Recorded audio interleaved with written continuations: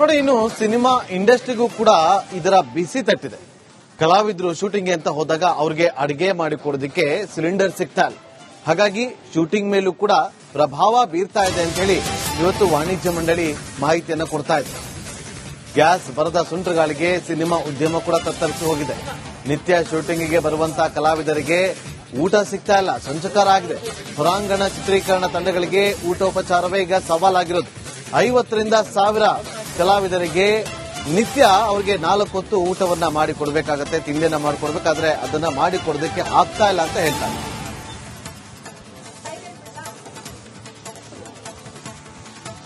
Commercial gas effect film ಇಂಡಸ್ಟ್ರಿಗೂ ತಟ್ಟಿದೆ. Film shooting ಮಾಡಕ್ ಹೋಗ್ತಾರೆ, ಗ್ಯಾಸ್ ಸಿಗ್ತಿಲ್ಲ. ಹೀಗಾಗಿ ಪರದಾಡೋ ಪರಿಸ್ಥಿತಿ ನಿರ್ಮಾಣವಾಗಿದೆ. ನಮ್ಮ ಜೊತೆ ಈಗ ನಿರ್ಮಾಪಕರು ಮತ್ತು ನಿರ್ಮಾಪಕ ಸಂಘದ ಮಾಜಿ ಅಧ್ಯಕ್ಷದ ಉಮೇಶ್ ಬಣಕರ್ ಇದ್ದಾರೆ. ಅವರೇ ಮಾತಾಡ್ತೀನಿ. ಸರ್, ಈಗ ಗ್ಯಾಸ್ ಎಫೆಕ್ಟ್ ತುಂಬಾ ತಟ್ಟಿದೆ, ಹೋಟೆಲ್ಗಳೆಲ್ಲ ಬಂದ್ ಆಗ್ತಿದ್ವಿ, ನಿಮ್ಮ ಇಂಡಸ್ಟ್ರಿಗೂ ತಟ್ಟಿದೆ ಅಂತ ಹೇಳ್ತಿದ್ರಿ ಸರ್. ಸರ್, ಗ್ಯಾಸ್ ಎಫೆಕ್ಟು ಬರೀ ಉದ್ಯಮದ ಊಟ ತಿಂಡಿಗೆ ಅಷ್ಟೇ ಅಲ್ಲ, ಊಟ ತಿಂಡಿಗೆ ಸಂಬಂಧಪಟ್ಟಂತೂ ಸಮಸ್ಯೆ ಆಗಿದೆ. ಬಿಕಾಸ್ ಒಂದೊಂದು ಸಿನಿಮಾದಲ್ಲಿ depends upon the artist and location ನಿಮಗೆ 500 ಜನ 1000 ಜನ ಎಲ್ಲ ಅಂದ್ರೆ ಟೆಕ್ನಿಷಿಯನ್ಸ್ಗಳು ಎಲ್ಲ ಕಾರ್ಮಿಕರು, ಕಲಾವಿದರು ಮತ್ತೆ ಟೆಕ್ನಿಷಿಯನ್ಸ್ ಎಲ್ಲ ಸೇರಿ ನಿಮಗೆ ಕಡಿಮೆ ಅಂದ್ರೂ ಒಂದೊಂದು ಸಿನಿಮಾದಲ್ಲಿ ಮಿನಿಮಮ್ ಅಂದ್ರೂ ಕೂಡ ಒಂದು 50 ಸಿನಿಮಾ ನಾರ್ಮಲ್ ಇದಕ್ಕಿರ್ತಾರೆ.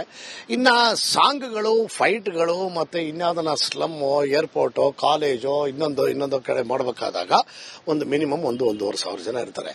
ಅಷ್ಟೂ ಜನಕ್ಕೂ ನಾವು ಅಡಿಗೆ ಇದನ್ನ ಮಾಡೋದು ಅಂದ್ರೆ ಅವ್ರಿಗೆ ಆನ್ ಟೈಮ್ ಬೆಳಗ್ಗೆ ಟಿಫನ್ನು, ಸಾಯಂಕಾಲದ ಮಧ್ಯಾಹ್ನ ಊಟ, ಸಾಯಂಕಾಲ ಟಿಫನ್ನು ಮತ್ತೆ ರಾತ್ರಿ ಊಟ, ಹಾಗೇನೆ ಸೆಂಟ್ರಲ್ಲಿ ಕಾಫಿ ತಿಂಡಿ ಮಾಮೂಲಿ ಬರ್ತಾ ಇರ್ತದೆ. ಸೊ ಈ ರೀತಿ ಅಲ್ಲಿ ಶ್ರಮ ವಹಿಸಿ ಕೆಲಸ ಮಾಡೋವಂಥವ್ರು ಏನು ಲೈಟ್ ಬಾಯ್ಸ್ ಇದ್ದಾರೆ ಅವರೆಲ್ಲ ಮಾಡಲೇಬೇಕು. ಸೊ ಅವ್ರು ನಾವು ಆನ್ ಟೈಮ್ ಅವ್ರಿಗೆ ಏನೇನಿದೆಯಲ್ಲ ಬ್ರೇಕ್ ಅಲ್ಲಿ 1 to 2 ನಮ್ದು ಬ್ರೇಕು, ಬೆಳಗ್ಗೆ 7 to 9 ಟಿಫನ್ನು, 7 to 8. ಸೊ ಈ ಸಂಜೆ 6 ಗಂಟೆಗೆ ಒಂದು ಬ್ರೇಕ್ ಇರುತ್ತೆ, ಬಿಫೋರ್ ಒಂದು ಇದನ್ನು ಕೊಡ್ತೀವಿ. ಸೊ ಪ್ರತಿಯೊಂದಕ್ಕೂ ಕೂಡ ಈಗ ನಾವು ಡಿಪೆಂಡ್ ಆಗಲೇಬೇಕಾಗಿದೆ. ಕೆಲವು ಪರ್ಮನೆಂಟ್ ಹೋಟೆಲ್ಗಳು ಅಂತ ಏನು ನಮಗೆ ಸಪ್ಲೈಗಳು ಮಾಡ್ತಾ ಇದ್ರು ಅವರು ಕೂಡ ಇವಾಗ ಬಂದ್ ಆಗಿರೋದ್ರಿಂದ ನಮಗೆ ಎಫೆಕ್ಟ್ ಆಗಿದೆ ಸರ್. ಅಂದ್ರೆ ಗ್ಯಾಸ್ ಸಿಗ್ತಿಲ್ಲ, ಮತ್ತೊಂದ್ ಕಡೆ ಹೋಟೆಲ್ಗಳಿಂದ ತಿಂಡಿ ಊಟ ಸಿಗ್ತಿಲ್ಲ. ತಿಂಡಿ ಊಟ ಸಿಗ್ತಾ ಇಲ್ಲ. ಆಮೇಲೆ ನಾವು ಇನ್ನು ಕೆಲವು ಕಡೆ ಏನ್ ಮಾಡ್ತೀವಿ, ಈಗ ನನ್ನ ಸೆಟ್ ಅಲ್ಲಿ ನಾನು ಏನ್ ಮಾಡ್ತೀನಿ, ಸಾಧ್ಯವಾದಷ್ಟು ಅಡುಗೆ ಮಾಡೋರ್ನ ಕರ್ಕೊಂಡು ಬಂದು ನಾವು ಸೆಟ್ ಅಲ್ಲೇ ಅಡುಗೆ ಮಾಡಿಸ್ತೀವಿ. ಯಾಕಂದ್ರೆ ಅವ್ರಿಂದ ನಾವು ತಂದು ಅದು ತೊಂದರೆ ಆಗೋದು ಬೇಡ ಅಂತ. ಸೊ ಅದಕ್ಕಾದ್ರೂ ಕೂಡ ನಮಗೆ ಗ್ಯಾಸ್ ಬೇಕೇ ಬೇಕಲ್ವಾ. ಸೊ ಎಲ್ಲದಕ್ಕಿಂತ ಮುಖ್ಯವಾಗಿ ಕೆಲವು ಚಿತ್ರಗಳಲ್ಲಿ ನಾವು ಈ ಶೂಟ್ ಮಾಡೋಂಥ ಸಂದರ್ಭದಲ್ಲಿ ಈ ಎಲೆಕ್ಟ್ರಿಕಲ್ ಇದಕ್ಕೆ ಸಂಬಂಧಪಟ್ಟಂಗೆ ಅಂದ್ರೆ ಸ್ಪಾರ್ಕ್ ಆಗೋದಾಗ್ಬೋದು ಅಥವಾ ಅದು ಗ್ಲಾಸ್ ಬ್ರೇಕಿಂಗ್ ಆಗ್ಬೋದು, ಇನ್ನೊಂದಾಗ್ಬೋದು, ಅಂತವಕ್ಕೆಲ್ಲವಕ್ಕೂ ಸಿಲಿಂಡರ್ನ ಅವಶ್ಯಕತೆ ತುಂಬಾ ಇರುತ್ತೆ. ಯಾಕಂದ್ರೆ ಅಲ್ಲಿ ನಾವು ಇವಾಗ ಫೈರ್ ಇದು ಮಾಡಬೇಕು ಅಂದ್ರೆ ನಿಮ್ಗೆ ಆ ಫೋರ್ಸ್ ಬಂದಾಗ್ಲೇನೆ ಅದಾಗೋದು. ಅದು ಎಲ್ಲೋ ಒಂದ್ ಸ್ವಲ್ಪ ಕಡಿಮೆ ಇರುತ್ತೆ, ಆ ಪ್ರಮಾಣ ಅಷ್ಟು ಹೇಳ್ಕೊಳ್ಳೋಂತ ಎಲ್ಲ ಚಿತ್ರಗಳಿಗೂ ಎಫೆಕ್ಟ್ ಆಗಲ್ಲ. ಬಟ್ ಊಟ ತಿಂಡಿದಂತರೂ ಸಾರಾಸಗಟಾಗಿ ನಾವೇನು ಕಮರ್ಷಿಯಲ್ ಪರ್ಪಸ್ ಅಂದ್ರೆ ಮಾಡ್ಬಿಟ್ಟು ಅಲ್ಲಿ ಅಡಿಗೆ ಮಾಡಿಸ್ಬಿಟ್ಟು ಏನು ಸೇಲ್ ಮಾಡ್ತಾ ಇಲ್ವಲ್ಲ, ಯಾರ ಹತ್ರ ಹಣ ಇಸ್ಕೊಂತ ಇಲ್ವಲ್ಲ, ಅವ್ರ ಆದೇಶನ ನಾವು ಗೌರವಿಸ್ತೀವಿ, ಇಲ್ಲ ಅಂತಲ್ಲ. ಬಟ್ ಇದು ನಮ್ಮ ಚಿತ್ರರಂಗ, ನಮ್ಮ ಚಿತ್ರೀಕರಣ, ಅವ್ರು ನಮ್ಮ ವರ್ಕರ್ಸು, ನಮ್ಮ ಅಣ್ಣ ತಮ್ಮದಿರು, ಅವ್ರಿಗೆಲ್ಲ ನಾವು ಅದನ್ನ ಕಮರ್ಷಿಯಲ್ ಅಂತ ಟ್ರೀಟ್ ಮಾಡಕ್ಕಾಗಲ್ಲ. ಎಫೆಕ್ಟ್ ತಟ್ಟಿದೆ ಸರ್. ಆಗತ್ತೆ ಸಿಲಿಂಡರ್ ಅಭಾವ 100ಕ್ಕೆ 100 ಭಾಗ ತಟ್ಟಿದೆ. Thank you sir. ಇದಿಷ್ಟು ನಿರ್ಮಾಪಕ ಮತ್ತು ನಿರ್ಮಾಪಕ ಸಂಘದ ಮಾಜಿ ಅಧ್ಯಕ್ಷ ಉಮೇಶ್ ಬಣಕರ್ ಅವರ ಮಾತಾಗಿತ್ತು. ಕ್ಯಾಮರಾ ಪರ್ಸನ್ ಶಿವ ಜೊತೆ ವೀರೇಶ್, ರಿಪಬ್ಲಿಕ್ ಕನ್ನಡ, ಬೆಂಗಳೂರು. ನೋಡಿ, ಇನ್ನು ಸಿನಿಮಾ ಇಂಡಸ್ಟ್ರಿಗೂ ಕೂಡ ಇದರ ಬಿಸಿ ತಟ್ಟಿದೆ. ಕಲಾವಿದರು ಶೂಟಿಂಗ್ ಅಂತ ಹೋದಾಗ ಅವ್ರಿಗೆ ಅಡಿಗೆ ಮಾಡಿಕೊಡೋದಕ್ಕೆ ಸಿಲಿಂಡರ್ ಸಿಗ್ತಾ ಇಲ್ಲ. ಹಾಗಾಗಿ ಶೂಟಿಂಗ್ ಮೇಲೂ ಕೂಡ ಪ್ರಭಾವ ಬೀರ್ತಾ ಇದೆ ಅಂತ ಹೇಳಿ ಇವತ್ತು ವಾಣಿಜ್ಯ ಮಂಡಳಿ ಮಾಹಿತಿಯನ್ನು ಕೊಡ್ತಾ ಇದೆ. ಗ್ಯಾಸ್ ಬರದ ಸುಂಟರಗಾಳಿಗೆ ಸಿನಿಮಾ ಉದ್ಯಮ ಕೂಡ ತತ್ತರಿಸಿ ಹೋಗಿದೆ. ನಿತ್ಯ ಶೂಟಿಂಗ್ಗೆ ಬರುವಂತಹ ಕಲಾವಿದರಿಗೆ ಊಟ ಸಿಗ್ತಾ ಇಲ್ಲ, ಸಂಚಕಾರ ಆಗಿದೆ. ಹೊರಾಂಗಣ ಚಿತ್ರೀಕರಣ ತಂಡಗಳಿಗೆ ಊಟೋಪಚಾರವೇ ಈಗ ಸವಾಲಾಗಿರೋದು. 50ರಿಂದ 1000 ಕಲಾವಿದರಿಗೆ ನಿತ್ಯ ಅವರಿಗೆ 4 ಹೊತ್ತು ಊಟವನ್ನ ಮಾಡಿಕೊಡ್ಬೇಕಾಗತ್ತೆ, ತಿಂಡಿಯನ್ನ ಮಾಡಿಕೊಡ್ಬೇಕಾದ್ರೆ ಅದನ್ನ ಮಾಡಿಕೊಡೋದಕ್ಕೆ ಆಗ್ತಾ ಇಲ್ಲ ಅಂತ ಹೇಳ್ತಾರೆ.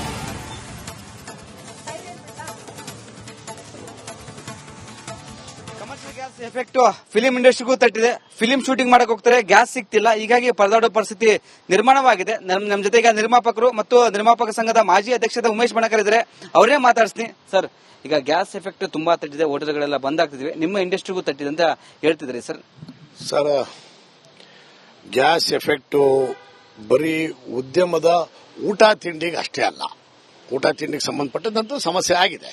ಬಿಕಾಸ್ ಒಂದೊಂದು ಸಿನಿಮಾದಲ್ಲಿ depends upon the artist and location ನಿಮಗೆ 500 ಜನ 1000 ಜನ ಎಲ್ಲ ಅಂದ್ರೆ ಟೆಕ್ನಿಷಿಯನ್ಸ್ಗಳು ಎಲ್ಲ ಕಾರ್ಮಿಕರು ಕಲಾವಿದರು ಮತ್ತೆ ಟೆಕ್ನಿಷಿಯನ್ಸ್ ಎಲ್ಲ ಸೇರಿ ನಿಮಗೆ ಕಡಿಮೆ ಅಂದ್ರು ಒಂದೊಂದು ಸಿನಿಮಾದಲ್ಲಿ ಮಿನಿಮಮ್ ಅಂದ್ರೂ ಕೂಡ ಒಂದು 50 ಸಿನಿಮಾ ನಾರ್ಮಲ್ ಇದಕ್ಕಿರ್ತಾರೆ.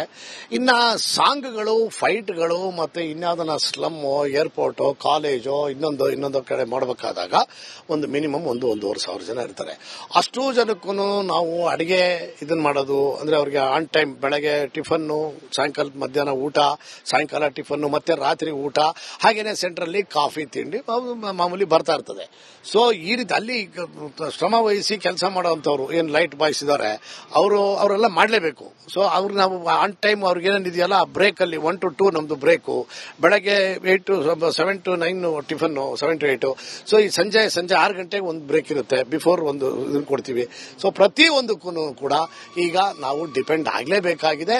ಕೆಲವು ಪರ್ಮನೆಂಟ್ ಹೋಟೆಲ್ಗಳು ಅಂತ ಏನು ನಮಗೆ ಸಪ್ಲೈಗಳು ಮಾಡ್ತಾ ಇದ್ರು ಅವರು ಕೂಡ ಇವಾಗ ಬಂದ್ ಆಗಿರೋದ್ರಿಂದ ನಮಗೆ ಎಫೆಕ್ಟ್ ಆಗಿದೆ ಸರ್. ಗ್ಯಾಸ್ ಸಿಗ್ತಿಲ್ಲ, ಮತ್ತೊಂದ್ ಕಡೆ ಹೋಟೆಲ್ಗಳಿಂದ ತಿಂಡಿ ಸಿಗುತ್ತೆ, ತಿಂಡಿ ಊಟ ಸಿಗ್ತಾ ಇಲ್ಲ. ಆಮೇಲೆ ನಾವು ಇನ್ನು ಕೆಲವು ಕಡೆ ಏನ್ ಮಾಡ್ತೀವಿ, ಈಗ ನನ್ನ ಸೆಟ್ ಅಲ್ಲಿ ನಾನು ಏನ್ ಮಾಡ್ತೀನಿ, ಸಾಧ್ಯವಾದಷ್ಟು ಅಡುಗೆ ಮಾಡೋರ್ನ ಕರ್ಕೊಂಡು ಬಂದು ನಾವು ಸೆಟ್ ಅಲ್ಲೇ ಅಡುಗೆ ಮಾಡಿಸ್ತೀವಿ. ಯಾಕಂದ್ರೆ ಅವ್ರಿಂದ ನಾವು ತಂದು ಅದು ತೊಂದರೆ ಆಗೋದ್ ಬೇಡ ಅಂತ. ಸೊ ಅದಕ್ಕಾದ್ರೂ ಕೂಡ ನಮಗೆ ಗ್ಯಾಸ್ ಬೇಕಲ್ವಾ. ಸೊ ಎಲ್ಲದಕ್ಕಿಂತ ಮುಖ್ಯವಾಗಿ ಕೆಲವು ಚಿತ್ರಗಳಲ್ಲಿ ನಾವು ಈ ಶೂಟ್ ಮಾಡೋಂಥ ಸಂದರ್ಭದಲ್ಲಿ ಈ ಎಲೆಕ್ಟ್ರಿಕಲ್ ಇದಕ್ಕೆ ಸಂಬಂಧಪಟ್ಟಂಗೆ ಅಂದ್ರೆ ಸ್ಪಾರ್ಕ್ ಆಗೋದಾಗ್ಬೋದು ಅಥವಾ ಇನ್ಯಾವುದು ಗ್ಲಾಸ್ ಬ್ರೇಕಿಂಗ್ ಆಗ್ಬೋದು, ಇನ್ನೊಂದಾಗ್ಬೋದು, ಅಂತವಕ್ಕೆಲ್ಲವಕ್ಕೂ ಸಿಲಿಂಡರ್ನ ಅವಶ್ಯಕತೆ ತುಂಬಾ ಇರುತ್ತೆ. ಯಾಕಂದ್ರೆ ಅಲ್ಲಿ ನಾವು ಇವಾಗ ಫೈರ್ ಇದು ಮಾಡಬೇಕು ಅಂದ್ರೆ ನಿಮ್ಗೆ ಆ ಫೋರ್ಸ್ ಬಂದಾಗ್ಲೇನೆ ಅದಾಗೋದು. ಅದು ಎಲ್ಲೋ ಒಂದ್ ಸ್ವಲ್ಪ ಕಡಿಮೆ ಇರುತ್ತೆ, ಆ ಪ್ರಮಾಣ ಅಷ್ಟು ಹೇಳ್ಕೊಳ್ಳೋಂತ ಎಲ್ಲ ಚಿತ್ರಗಳಿಗೂ ಎಫೆಕ್ಟ್ ಆಗಲ್ಲ. ಬಟ್ ಊಟ ತಿಂಡಿದಂತರೂ ಸಾರಾಸಗಟಾಗಿ ನಾವೇನು ಕಮರ್ಷಿಯಲ್ ಪರ್ಪಸ್ ಅಂದ್ರೆ ಮಾಡ್ಬಿಟ್ಟು ಅಲ್ಲಿ ಅಡಿಗೆ ಮಾಡಿಸ್ಬಿಟ್ಟು ಏನ್ ಸೇಲ್ ಮಾಡ್ತಾ ಇಲ್ವಲ್ಲ, ಯಾರ ಹತ್ರ ಹಣ ಇಸ್ಕೊಂತ ಇಲ್ವಲ್ಲ, ಅವ್ರ ಆದೇಶನ ನಾವು ಗೌರವಿಸ್ತೀವಿ, ಇಲ್ಲ ಅಂತಲ್ಲ. ಬಟ್ ಇದು ನಮ್ಮ ಚಿತ್ರರಂಗ, ನಮ್ಮ ಚಿತ್ರೀಕರಣ, ಅವ್ರು ನಮ್ಮ ವರ್ಕರ್ಸು, ನಮ್ಮ ಅಣ್ಣ ತಮ್ಮದಿರು, ಅವ್ರಿಗೆಲ್ಲ ನಾವು ಅದನ್ನ ಕಮರ್ಷಿಯಲ್ ಅಂತ ಟ್ರೀಟ್ ಮಾಡಕ್ಕಾಗಲ್ಲ.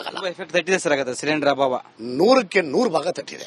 Thank you sir. ಇದಿಷ್ಟು ನಿರ್ಮಾಪಕ ಮತ್ತು ನಿರ್ಮಾಪಕ ಸಂಘದ ಮಾಜಿ ಅಧ್ಯಕ್ಷ ಉಮೇಶ್ ಬಣಕಾರ್ ಅವರ ಮಾತಾಗಿತ್ತು. ಕ್ಯಾಮರಾ ಪರ್ಸನ್ ಶಿವ ಜೊತೆ ನೋಡಿ, ಇನ್ನು ಸಿನಿಮಾ ಇಂಡಸ್ಟ್ರಿಗೂ ಕೂಡ ಇದರ ಬಿಸಿ ತಟ್ಟಿದೆ. ಕಲಾವಿದರು ಶೂಟಿಂಗ್ ಅಂತ ಹೋದಾಗ ಅವ್ರಿಗೆ ಅಡಿಗೆ ಮಾಡಿಕೊಡೋದಕ್ಕೆ ಸಿಲಿಂಡರ್ ಸಿಗ್ತಾ ಇಲ್ಲ. ಹಾಗಾಗಿ ಶೂಟಿಂಗ್ ಮೇಲೂ ಕೂಡ ಪ್ರಭಾವ ಬೀರ್ತಾ ಇದೆ ಅಂತ ಹೇಳಿ ಇವತ್ತು ವಾಣಿಜ್ಯ ಮಂಡಳಿ ಮಾಹಿತಿಯನ್ನು ಕೊಡ್ತಾ ಇದೆ. ಗ್ಯಾಸ್ ಬರದ ಸುಂಟರಗಾಳಿಗೆ ಸಿನಿಮಾ ಉದ್ಯಮ ಕೂಡ ತತ್ತರಿಸಿ ಹೋಗಿದೆ. ನಿತ್ಯ ಶೂಟಿಂಗಿಗೆ ಬರುವಂತಹ ಕಲಾವಿದರಿಗೆ ಊಟ ಸಿಗ್ತಾ ಇಲ್ಲ, ಸಂಚಕಾರ ಆಗಿದೆ. ಹೊರಾಂಗಣ ಚಿತ್ರೀಕರಣ ತಂಡಗಳಿಗೆ ಊಟೋಪಚಾರವೇ ಈಗ ಸವಾಲಾಗಿರೋದು. 50ರಿಂದ 1000 ಕಲಾವಿದರಿಗೆ ನಿತ್ಯ ಅವ್ರಿಗೆ 4 ಹೊತ್ತು ಊಟವನ್ನ ಮಾಡಿಕೊಡ್ಬೇಕಾಗತ್ತೆ, ತಿಂಡಿಯನ್ನ ಮಾಡಿಕೊಡ್ಬೇಕಾದ್ರೆ ಅದನ್ನ ಮಾಡಿಕೊಡೋದಕ್ಕೆ ಆಗ್ತಾ ಇಲ್ಲ ಅಂತ ಹೇಳ್ತಾರೆ.